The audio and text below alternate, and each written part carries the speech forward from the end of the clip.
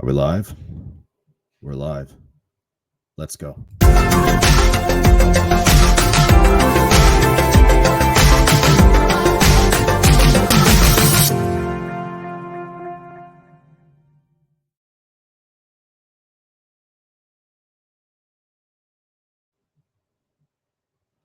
Good morning, good afternoon, and good evening, wherever you are. It's great to be back with you. I hope you are doing well. You can listen to me on Rumble and YouTube, and you can follow me on X. Please like, share, and subscribe because it does feed the AI algorithm. And lastly, please post your comments and questions below in the comment section. It'd be great to hear from you. It's great to be back with you. I hope you are doing well. We're going to jump right into it. This article from San Francisco Examiner. Algebra is officially on the city's March ballot, which is, of course, the title of the article by Allison Alexi, Examiner staff writer. This from November 24th, so a couple weeks ago. And of course, we've been seeing a lot of this on this station. Been talking a lot about math across the United States, and how districts seem to be doing a faceplant. You decrease access to math, algebra, you're going to decrease the number of potential engineers in the market, right? And that's going to create a demand for engineers overseas. Well, and I don't have a problem with engineers coming over here from other countries. I definitely don't. But obviously, that reduces access for young Americans. And so it's the article begins. The San Francisco Unified School District will re-examine its math curriculum following a near decade-long outcry from parents who have been incensed that the district stripped algebra from the middle school curriculum. The article continues. Now, voters will get to weigh in on whether algebra should be offered in 8th grade. That's crazy to me. That's crazy. I'm sure that's crazy to you too. We've got to vote on if they want. Sorry, I read the article before. I read it, but now it's reading it to you as I'm recording this is crazy. That's just nuts.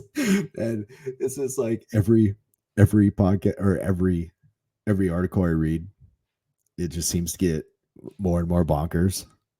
the way we're treating man. I'm sorry. I'm so sorry. Oh, that's crazy. That's absolute lunacy. All right, so let's begin here. Let's see if I can get through this without falling on the floor. I think that's where this is going.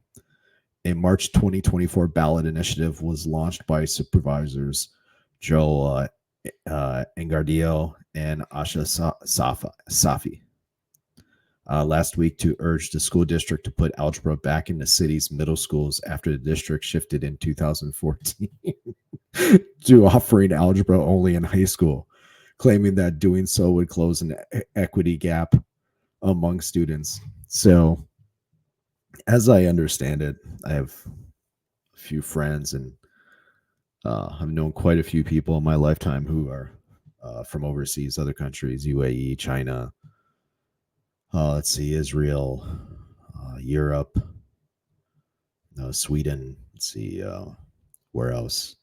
Oh, Africa. And they're always amazed about how far behind we are on math in the schools.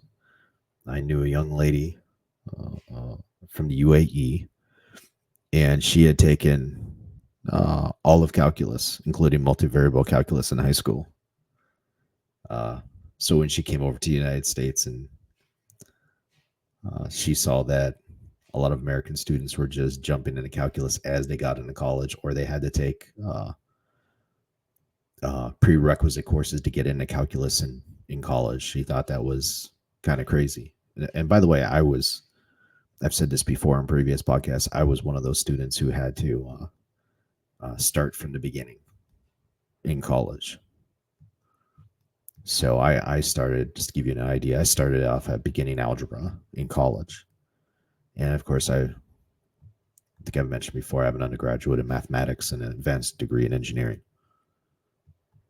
And so that obviously I was more capable of doing it, but it took me some extra time, right? Taking those classes in high school definitely would have trimmed off a lot of time. But that's where we are. I mean, this is nuts. But and the fact that they would do something like this just to close an equity gap, that's crazy to me. Like, you would take something away in order to, how could you take something away and then expect that to make things equitable? Like, even if you're trying, which by the way is an impossibility, you can't make things equitable. That's not possible. But just the fact that you think you could take things away in order to do that. So, like, even if I agreed with the idea of, okay, let's make things equitable, no, you would want to teach people earlier the better. That's the way you would want to do it. That's what other countries are doing. At least that's how I understand it.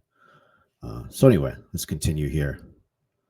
A study by Stanford University released earlier this year showed the move actually widened that gap.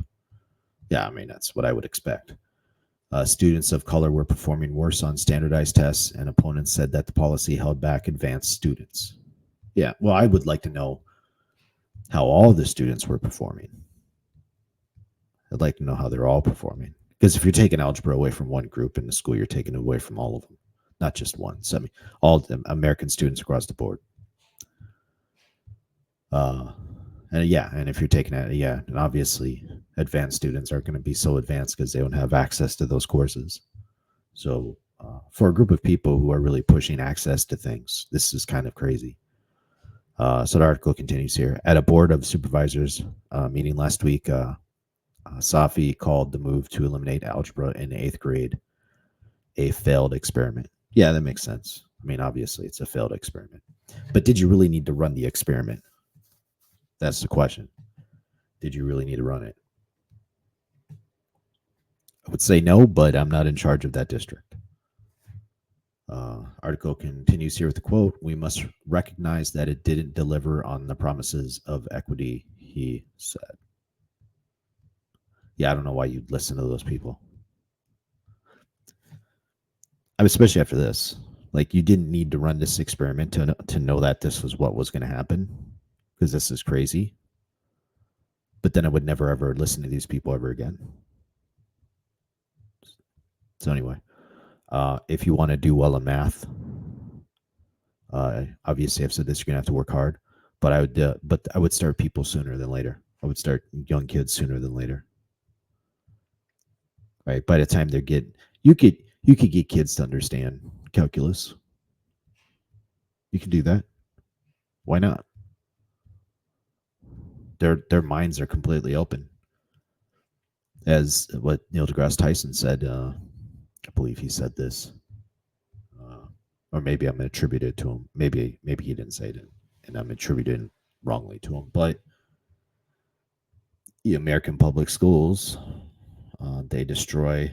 Yeah, so he said, kids are born natural scientists. It's our educational system that destroys that curiosity in science, or something like that. Paraphrasing.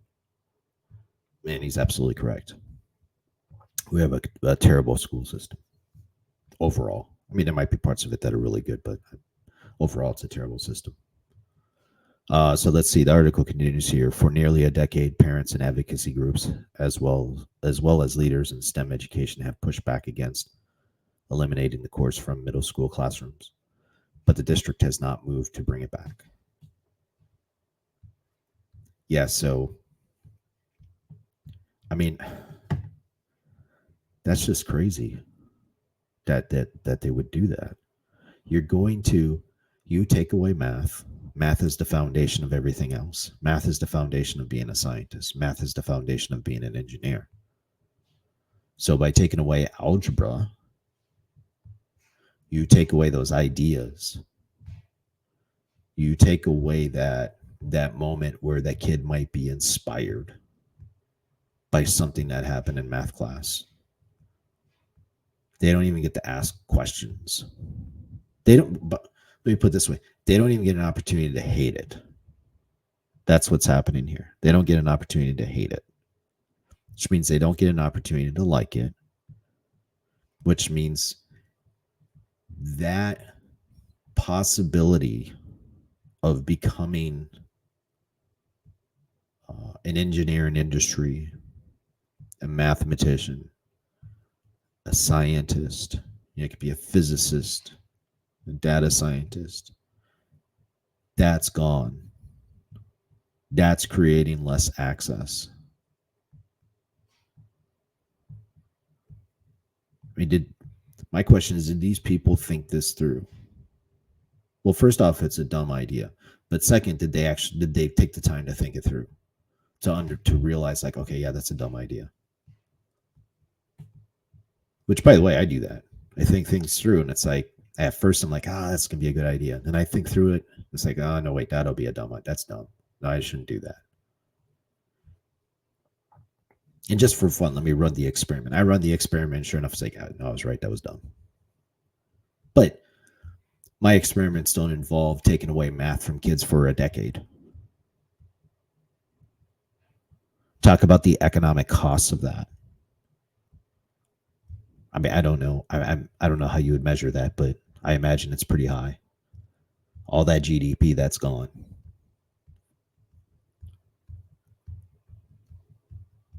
So anyway, all right. So let's continue here.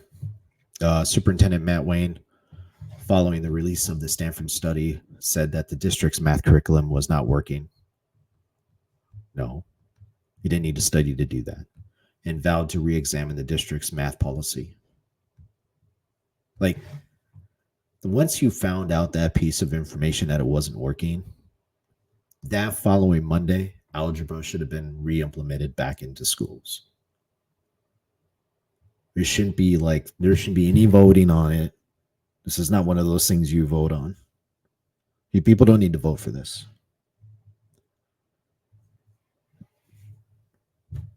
Like, I'm pretty open to people being able to make decisions for themselves, but when it comes to kids' education, I'm not going to allow the public to vote on if they should have algebra or not, because there's only one right answer. There isn't another answer. There's only one right answer. Every kid should be provided an opportunity to learn math. That is the only correct answer. There is no other answer. Now, they may not like it and they may not want to continue after it. But that's fine. But they're kids. They don't get to make the decision. They're kids. That's why they're kids. They don't have any experience in life. Are you nuts? So let's continue here. So the article continues. Wayne updated the district's progress at last week's Board of Education meeting. Article quotes here: "We are working with experts, researchers, educators, labor partners, and other communities to implement our vision and principles in the classroom through strong curriculum, high quality instruction, academic support, and opportunities for acceleration in math," he said. Next Monday. You don't need to ask any of these people. You already have math teachers. Get your math teachers and bring them into work on Saturday morning. Figure it out by noon. Monday morning, hit the ground running. Math, algebra. That's it. You don't need. This is what somebody would do if they don't want to implement it, because then you're just going to get stuck in meetings and meetings after meetings and meetings after meetings, and we all need to vote on this. No, you don't. You have math teachers. That's why you're paying them. Bring them in Saturday morning. Figure it out by lunch. Monday morning, we start teaching algebra again. That's it. This shouldn't. That sentence shouldn't even be in there. That's crazy. That's crazy. So let's continue here. That included sending SFUSD math coaches and principals to Japan to learn more about the country's curriculum and how it could be implemented here. Again, you don't need to do that. Don't need to do that. Bring in all the teachers Saturday morning. Figure it out by noon. Hit the ground running Monday morning. That's it. That's it. This is just avoiding the situation. That's all this is. This is crazy. Well, first off, I would never send my kids to that school district. Not in a million years would I send my kids to that school district. And I really feel for the parents that send their kids to this school district. I really do. That's unfortunate. All right, so let's continue here. Board of Education Commissioner Matt Alexander, who joined SFUSD educators in Japan, said that the country moved from a traditional mathematics teaching to teaching through problem solving with dramatic increases in test scores across the nation. Article continues, but Japanese schools focus more on more than just curriculum, he said. Pedagogy and professional development for teachers are just as important. Again, bring in all your teachers Saturday morning. Figure it out before noon. Hit the ground running Monday morning. It's that easy. This is just spending money, resources, avoiding the problem. The problem is you idiots took algebra out of the classroom in 2014. Obviously, there's nothing we can do about that now because the kids who were in school for the last 9 years, 10 years before this gets implemented, if we're lucky, they're out. They're out on that opportunity. This just delays it.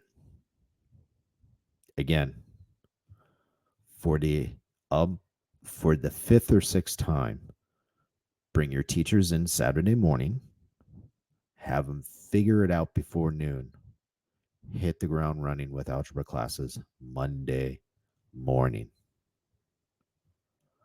The rest of this stuff can come later. Figure the rest of the stuff out later. Get back to work. This article continues here. Quote, yes, our curriculum is completely inadequate. You don't have a curriculum. But SFU, SD elementary teachers are not trained as mathematicians. They don't need to be trained as mathematicians. I don't know any mathematicians that teach public school mathematics or math. I don't know it. I don't know one. By the way, you wouldn't because it's less money. Yes, it's less money. That's why you don't have engineers, scientists, or mathematicians teaching these courses in public schools because they can make more money out in industry. What does that say? You might say, oh, well, they should take less money. No, they shouldn't. Why should they take less money?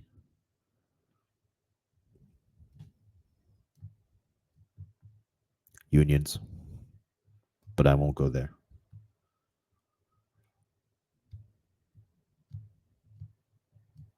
You don't need mathematicians to teach these kids basic algebra. You do not need mathematicians to do that.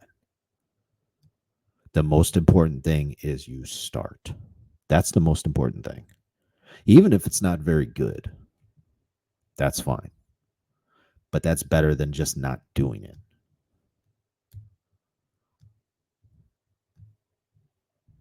So he said, adding that elementary teachers in Japan work with university math professors to deliver lessons. So what? You're making this thing all complicated. Doesn't need to be complicated. It's simple. So the article continues here. Although the March ballot measure focuses solely on curriculum, I don't know why. Why do you need a ballot? Why do you need that? Alexander said professional development should be considered as well. Okay. Yeah, after you start the classes. Sure. Not before, after. But Rex Ridgway, An SFUSD grandparent who worked closely with Supervisor Engardio's office to introduce the measure said the measure is needed for the district to take parents' concerns seriously. I don't understand. I don't understand why you have to do all this. Why do you have to vote on algebra being taught in your school? Is that normal? I can tell you, I come from a fairly decent sized city and I've lived in a lot of cities in the United States. I've never heard of this. Wait, why are you not teaching math? Why are you not teaching algebra to the kids before they get to high school?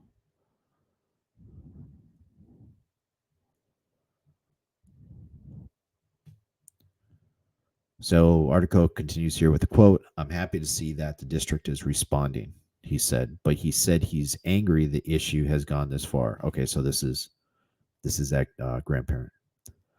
Ridgeway and a cohort of SFU SD parents and grandparents sued the district to bring algebra back to middle school curriculum in March. That's crazy that they had to sue to do that.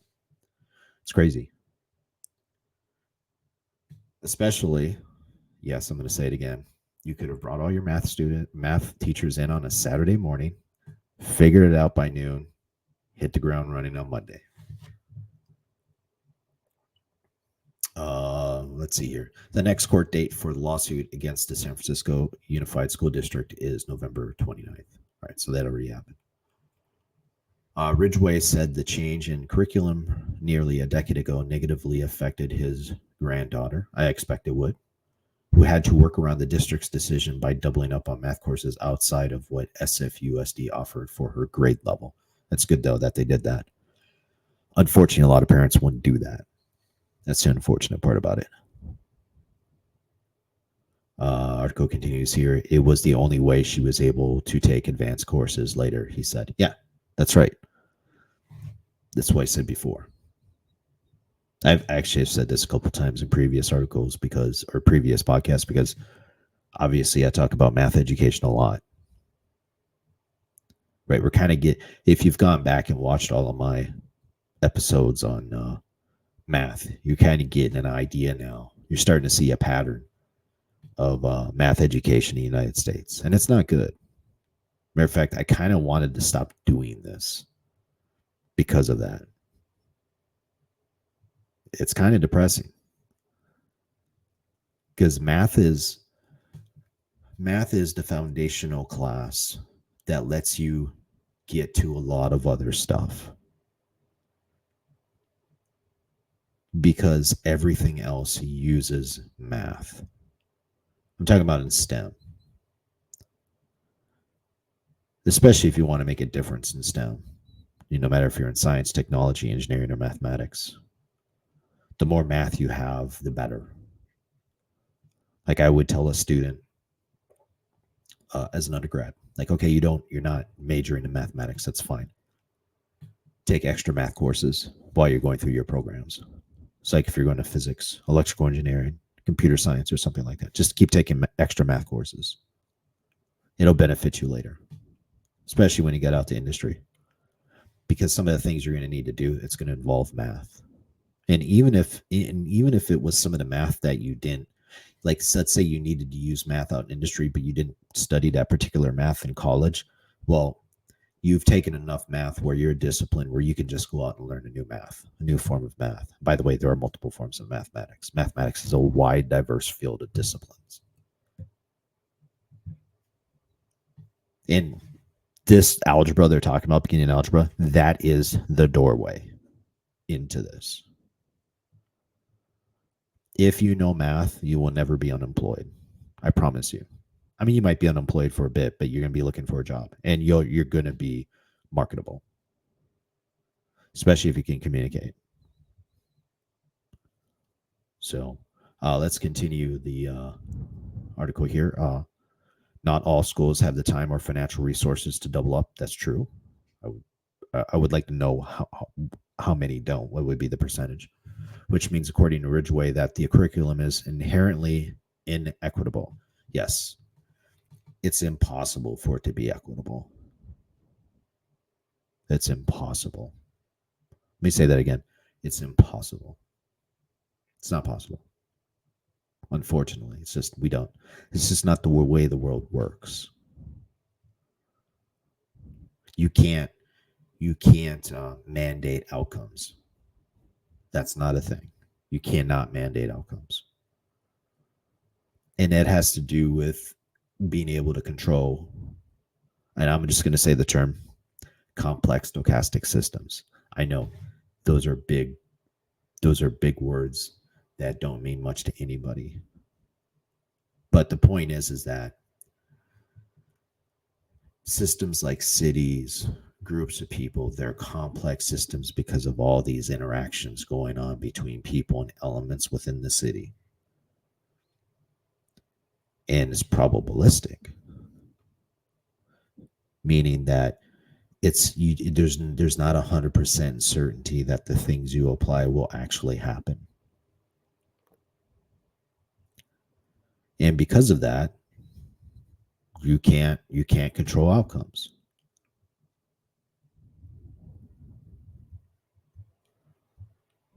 So I don't know if that was a very good explanation. That's probably a terrible explanation on my part.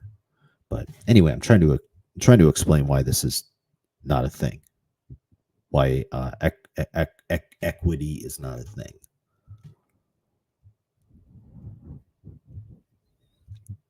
It doesn't mean you can't create a system where you provide people access to math. It certainly doesn't mean that. I mean, I've been arguing that now for the last 26 minutes or 25 or whatever. But regarding equity, where everyone does the same, because you're dealing with different people, different personalities. Maybe that's a better way to put it. Everyone has their own timeline. Everyone's disciplined. Everyone does discipline differently. And people learn at different rates as well. People have different home environments. People come from different levels of economic resource. People come from different economic levels.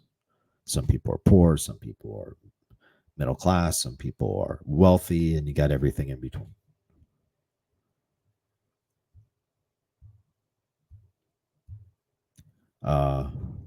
So let's continue the article here. Let's see. The majority of supervisors agreed, approving the resolution 10-1 with only one dissenting vote from Shaman Walton. At the meeting, Walton said he didn't understand the purpose of the measure. If passed, the measure would simply urge the district to bring algebra back to middle school, but there would be no mandate to do so. The Board of Supervisors has no jurisdiction over the school district. Yeah, so it sounds like the school is just passing it off to the Board of Supervisors.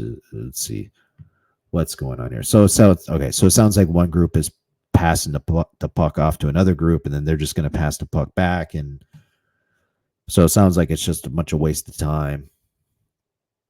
Somebody's delaying. Maybe somebody doesn't want it to happen. I don't know. Like I said, the easiest solution and the most simple solution, the most obvious solution is get all your teachers back in Saturday morning, have them figure it out by noon, and then everyone's ready to go Monday morning. That's pretty simple. I don't think that takes an act of Congress to be able to do that. That's inefficient. Because right now you have no students taking the class. If you start the class and 30% are doing well, that you're doing 30% better. In the following year, you have 50%. So now you're doing better then. But right now, you're just doing zero. Anything above zero is better in this case. So we'll say, so the article quotes here, I don't like misleading the voters by making them think that we're putting something on the ballot that has any teeth or that actually does anything, he said. But Safari said that, Safai said that if SFUSD restores the algebra curriculum, it will restore voter confidence in SFUSD. The district has experienced a bevy of problems over the last year, including a notoriously beleaguered payroll system and more educator vacancies than neighborhood school districts. Right. So uh, that's about it. I'll leave the rest of the article for you to read. I'll post this article in the below the video, so you have access to it. Uh, but anyway, um, regarding equity, look, it's not possible, but it doesn't mean there aren't solutions. So I'm not. So if I was painting a a negative picture, I wasn't intending to do that. There are certainly solutions to this. And the first one you've already heard me say like 10 times, right? You you're better off you're better off getting the kids in there starting to learn right away than waiting for all this adult nonsense, right? You want to get them back in there as soon as possible. You want to get them exposed to the material. Doesn't have to be perfect. Certainly doesn't have to be perfect, but you want to give them access. Get them started. And then figure out all the other things as you go. You have workshops, have the teachers become better teachers. Send your people to Japan. Fine. Do whatever you need to do. But the most important thing is they get back in the classroom and they start learning this material. Because every day they're not in classes, they're getting a day, they're not going to get back and they're just going to get behind. And like that grandparent's granddaughter, they're just going to have to double up on classes. If the parents first know about that and then two have the resources to do it. Those are problems that the teachers are going to have to figure out as they go through. So anyway, that's all I got for today. Thank you for listening. Hope you enjoyed this. Please like, share, and subscribe because it does feed the AI algorithm. And please post your comments below. It'd be great to hear from you. I did pick up a couple followers on YouTube, so I appreciate that. Thank you very much. And that's all I got. Have a wonderful day, and I will see you in the next episode.